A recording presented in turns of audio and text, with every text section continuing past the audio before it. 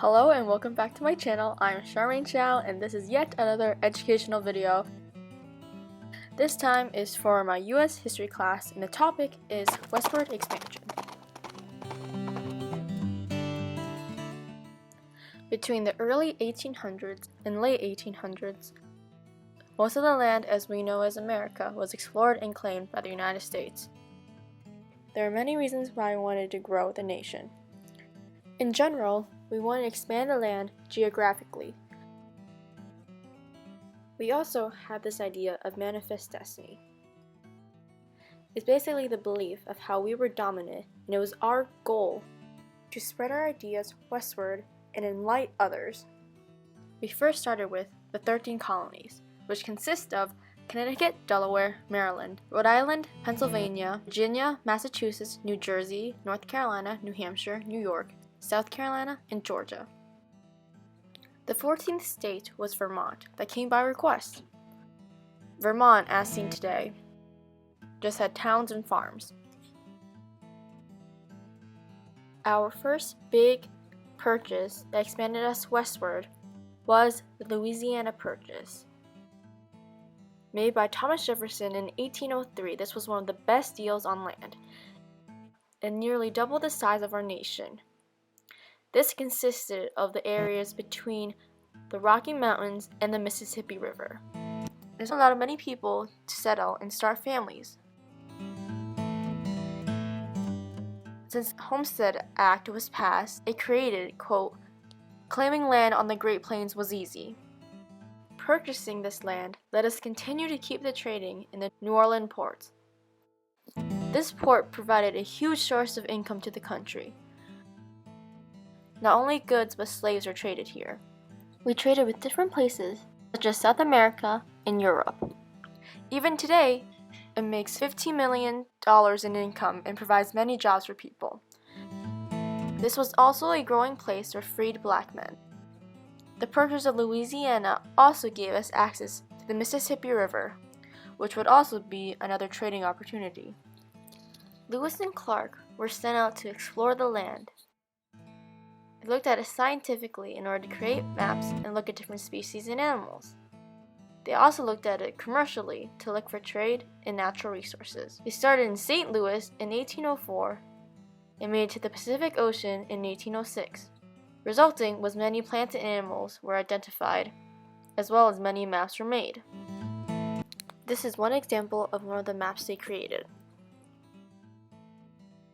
The next chunk of land we got was in 1845, the Texas annexation. At first, Spain had control. Conflicts between the groups had uprised, and Texas was then declared an independent state, called the Republic of Texas. Texas would then become a part of the United States, but adding them into our country would result in war between us and Mexico. But how we benefited was economically. Texas made a lot of cotton and crops on the ranches. Corn was also a major crop being made here, and it was a huge source of income, especially at a time when immigrants were coming for cheap labor. Texas was also a state of railroads. They helped send lumber and crops as well as cattle throughout the state. Socially, Texas was a slave state and had many immigrants coming from Mexico and Germany. These immigrants would become a source of labor. Many of the citizens were active in social gatherings/parties like the Farmers Alliance. They promoted education on farming as well as finding better prices for land. Most of these social groups were made to help farmers that were poor, which made up about 50% of the state. This would result in support for the People's Party. The 1848 Mexican Cession gave us many new lands, and the Treaty of Guadalupe Hidalgo, maybe pronouncing that wrong, and not only recognized Texas as a state of our country, but gave us new land that outstretched to California. These lands included Arizona, California, Colorado, Nevada, New Mexico, Utah, and Wyoming.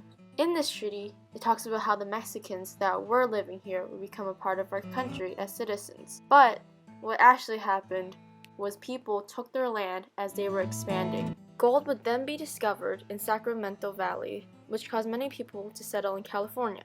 There were very few Americans here.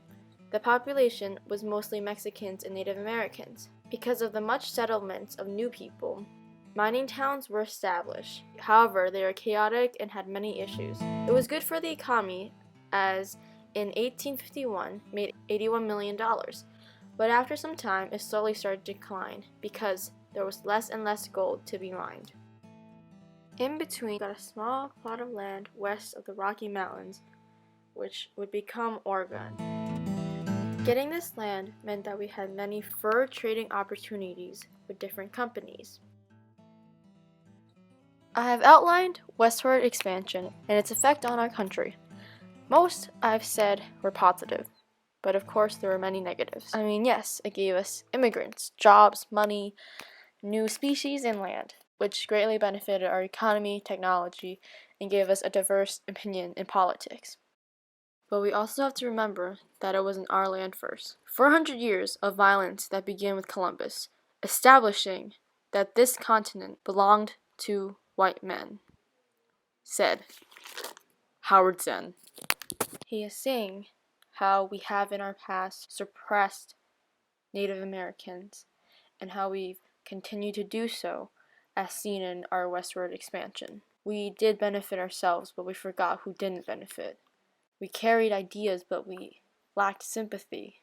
And we also had greed and thought we were better. Overall, I conclude with westward expansion helped us, but also showed how we continued to make the same mistakes as we did 400 years ago.